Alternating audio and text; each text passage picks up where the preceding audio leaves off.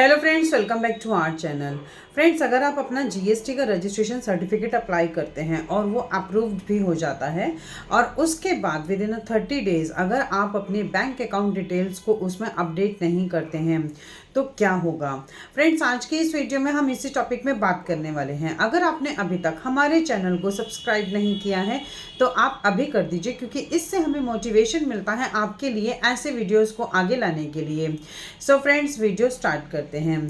Friends, इसको मैं आपको एक एग्जांपल के थ्रू समझाती हूँ। फॉर एग्जांपल, आपने अपने जीएसटी का रजिस्ट्रेशन सर्टिफिकेट लिया और जीएसटी का रजिस्ट्रेशन सर्टिफिकेट आपका अप्रूव्ड भी कर दिया गया, लेकिन उसमें आपके पास पोर्टल पर एक नोटिफिकेशन आता है कि आपको अपनी बैंक अकाउंट की डिटेल्स को इसमें ऐड करना है।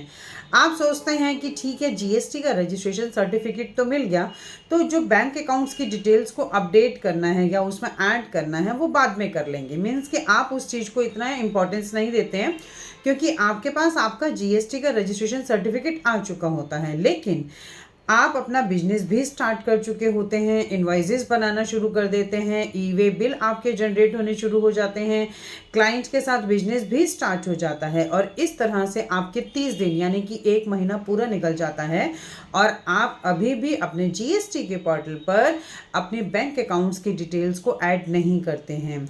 तो फ्रेंड्स, मैं आपकी नॉलेज के लिए बता दूं कि अगर आप रजिस्ट्रेशन सर्टिफिकेट लेने के बाद विद इन 30 डेज 30 दिनों के अंदर अंदर अगर आप अपने बैंक अकाउंट डिटेल्स को अपडेट नहीं करेंगे तो जीएसटी डिपार्टमेंट के थ्रू आपका जो जीएसटी का रजिस्ट्रेशन सर्टिफिकेट है उसको सस्पेंड कर दिया जाएगा।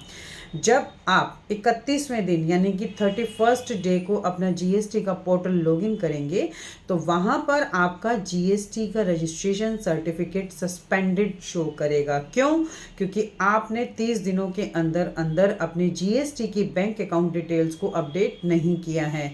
आप ये सोच रहे थे जीएसटी का रजिस्ट्रेशन सर्टिफिकेट तो आ गया, अब क्या फ़र्क पड़ता है, हम अपना बिजनेस करते हैं और ये बैंक अकाउंट डिटेल्स को है जो है वो बाद में ऐड कर लेंगे। लेकिन फ्रेंड्स, जीएसटी को कभी भी मजाक में ना लें। उसमें जो भी कंप्लाइंसेस आपको कंप्लीट करने हैं वो टाइमली करने हैं। अगर आप उसको टाइमली नहीं करते हैं तो आप ही को इन फ्यूचर प्रॉब्लम फेस करनी होगी। तो friends, as per GST rule 10A ये कहता है कि अगर आप जीएसटी के पोर्टल पर अपनी बैंक अकाउंट डिटेल्स को अपडेट नहीं करेंगे तो आपका जीएसटी का रजिस्ट्रेशन सर्टिफिकेट सस्पेंड कर दिया जाएगा। बट आपको इन्फॉर्मेशन के लिए एक बात और बता दूं कि ये किसी जीएसटी ऑफिसर के थ्रू सस्पेंड नहीं किया जाता है और ना ही आपके पास कोई भी नोटिस आएगा। आपके जीएसटी के पोर्टल पर सिस्टम के थ्रू ऑटोमेटिकली आपके जीएसटी के रजिस्ट्रेशन सर्टिफिकेट को सस्पेंड कर दिया जाएगा। और जब 31st डे में आप अपनी इनवॉइसेस बनाएंगे या ई वे बिल जनरेट करेंगे तो कुछ नहीं होगा, सब ब्लॉक हो जाएगा।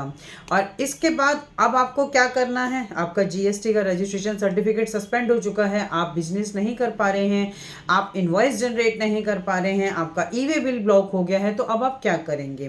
तो फ्रेंड्स, आपको क्या करना है, जीएसटी के पोर्टल पे जाके अपने बैंक अकाउंट्स डिटेल्स को उसमें ऐड ऑन करना है और उसके बाद आपको वहां पे जाके एक टैब आएगा, इनिशिएट ड्रॉप प्रोसीडिंग। आपको इस पे क्लिक करना है और जैसे ही आप इस टैब पर क्लिक करेंगे तो विद इन 24 to 48 आवर्स में आपका जीएसटी का रजिस्ट्रेशन सर्टिफिकेट जो है वो री इशू हो जाएगा, रीजनरेट हो जाएगा और दोबारा से इस तरह से आप अपनी कोई भी बिलिंग भी कर पाएंगे, ई वे बिल भी जनरेट कर पाएंगे और आपको बिजनेस करने में कोई भी प्रॉब्लम नहीं आएगी। लेकिन उस एक दिन की वजह से आपका जो बिजनेस का लॉसेस होगा वो आप खुद देख सकते हैं कि अगर आप यही चीज़ टाइमली कर लेते तो आपको वो एक दिन का बिजनेस का लॉस नहीं होता। और साथ ही आपको ये भी बता दूं कि इससे क्या होता है कि आपके क्लाइंट का ट्रस्ट भी टूट जाता है, आपका क्लाइंट भी आपको आपके ऊपर फेथ नहीं कर पाता है कि कहीं ये बंदा फ्रॉड तो नहीं है।